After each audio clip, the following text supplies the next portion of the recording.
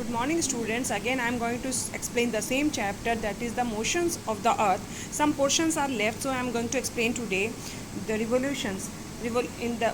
Yes, on that day I told about the revolution. Some portions are left, that is the effect of revolutions. The second point is the change in the amount of heat received.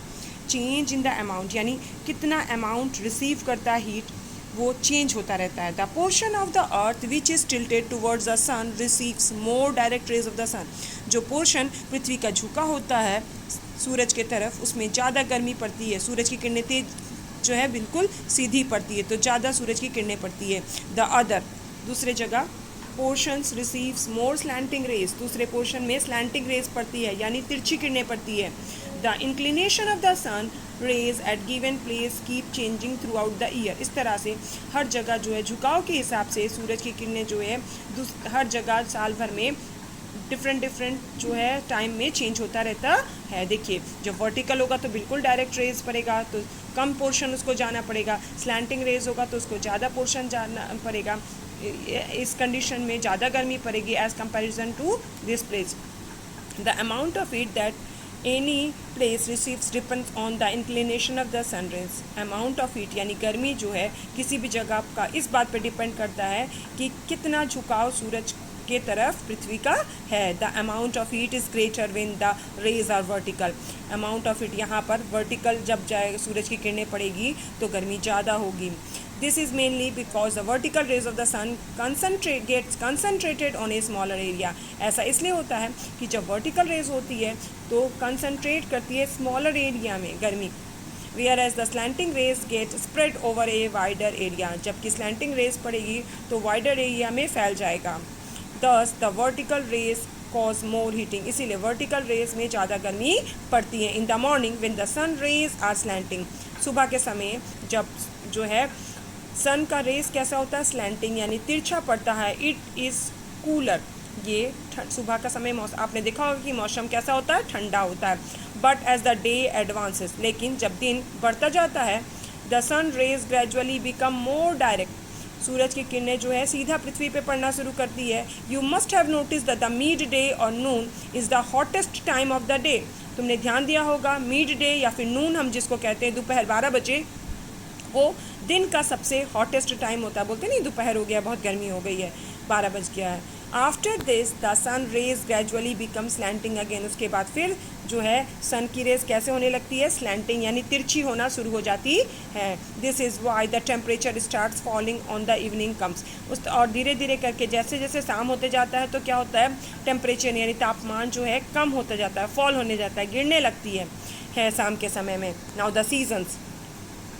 अब मौसम के बारे में हम बताने जा रहे हैं. The 4 seasons common the world over are. 4 seasons दुनिया सभी जगह दुनिया में कॉमन है. वो है summer, autumn, winter and spring. These seasons are caused by the tilt of the earth axis. ये सीजन्स कैसे होती है, कितना झुकाव अर्थ का टिल्टेड है, इस बात पे डिपेंड करता है. और ये टिल्टेड कैसे होगा, जब रिवोल्यूशन करती है अर्थ इस तरह से, तो कितनी झुकाव किस तरफ पड़ रही है इस बात पे डिपेंड करती है. The seasons are marked by change in the temperature. Seasons को हम लोग कैसे करते हैं, टेम्परेचर के हिसाब से हम लोग मार्क करते हैं. जब ज़्यादा तापमान होता है तो बोलते हैं गर्मी का मौसम चल रहा है, जब कम तापमान रहता है तो बोलते हैं ठंडी का मौसम चल रहा है. And in the duration of the day and night. और एक बात और है कि duration of the day and night, कि दिन कितना लंबा हो रहा है और रात कितना छोटा हो रहा है, या रात कितना लंबा हो रहा है, दिन कितना छोटा हो रहा है, इस बात से भी हम सीजन्स का अंदाज़ा लगा लेते हैं. But the place on the equator do not feel these changes. लेकिन एक बात ध्यान देने की है कि इक्वेटर में ये चेंज आपको नहीं देखने को मिलता है, आप नहीं महसूस करेंगे. And have only hot whether through out the year. क्योंकि इक्वेटर में कैसा मौसम रहता है, सालों भर गर्म मौसम रहता है, हॉट वेदर मिलता है आपको. You must have noticed that the sun rays are set from the different points in winter. तुमने नोटिस किया होगा कि सूरज की जो है सूरज उगना शुरू करती है, सनराइज़ और सेट जो होती है डिफरेंट पॉइंट्स में विंटर और समर में देखने को मिलता है. You can note that the portion of the sunrise in the late June. तुम अगर जो है ध्यान दोगे तो किस पोर्शन में सनराइज़ होता है, जून में. After this you will find that the portion of the sunrise goes on shifting on the horizon every day. उसके बाद आप देखोगे कि धीरे धीरे करके आप हॉरिजन में देखते हो तो हर दिन शिफ्ट कर रहा है सनराइजेस, सूरज उगने का जगह बदल रहा है इन द नॉर्थन हेमिस्फीयर। आप नॉर्थन हेमिस्फीयर में ध्यान दीजिए, गर्मी के मौसम में कहाँ सूरज उगा, धीरे धीरे करके वो कहाँ शिफ्ट हो रहा है। It is shifted toward the south, ये साउथ की तरफ शिफ्ट हो रहा है। The semi circle in the figure represents the sky, ये सेमी सर्किल रिप्रेजेंट कर रहा है स्काई में। देखिए गर्मी के मौसम में सूरज यहाँ उगा और धीरे धीरे करके कैसे शिफ्ट होता चला जा रहा है। शिफ्ट होते हैं तो इक्विनॉक्स में सूरज यहाँ उगने लगता है और विंटर में सूरज यहाँ उगने लगता है। At one particular moment in the December, the sun seems to reach in the southernmost point in the sky. अगर आप देखोगे तो दिसंबर के मौसम में southernmost point में आपको सूरज उगते हुए दिखता है। After this it begins its journey back northward. उसके बाद धीरे धीरे करके ये नॉर्थवर्ड की तरफ फिर जो है खिसकना शुरू करता है, ऐसे घूमकर फिर नॉर्थवर्ड जाना शुरू करता है। At this extreme south and north portion of its journey, इस तरह से साउथ से नॉर्थ पोर्शन की जर्नी ये कंप्लीट करता है। The sun seems to stop before changing direction, suns जो है सीम्स टू स्टॉप, रुकता हुआ दिखाई देता है जब बिफोर चेंजिंग डायरेक्शन, डायरेक्शन बदलने से पहले। द मोमेंट और the portion at which this happens is called solstice, जब ये होता है, जब सूरज हमें रुका हुआ दिखाई देता है, लगता है कि सूरज रुक गया है, अब नहीं जगह बदल रहा है, तो वो समय क्या होता है, वो सोलेस्टिस का समय होता है। यानी कि सोलेस्टिस का क्या मतलब होता है, सन इज स्टिल, यानी सन रुक गया है।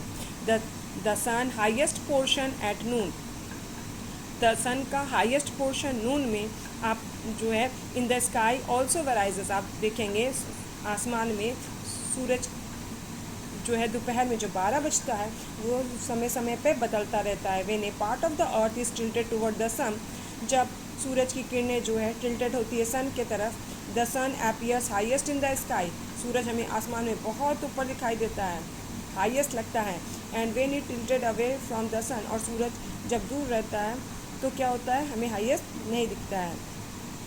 लुक एट द फिगर 4.8, इस फिगर को देख के समझ सकते हैं। When the northern hemisphere is tilted towards the sun, जब नॉर्थन हेमिस्फीयर टिल्टेड होता है सूरज की तरफ में, नॉर्थन हेमिस्फीयर टिल्टेड होता है तो यहाँ पर गर्मी का मौसम होता है। जब सदर्न हेमिस्फीयर टिल्टेड होता है सूरज की तरफ तो यहाँ ठंडी का मौसम होता है। Thank you.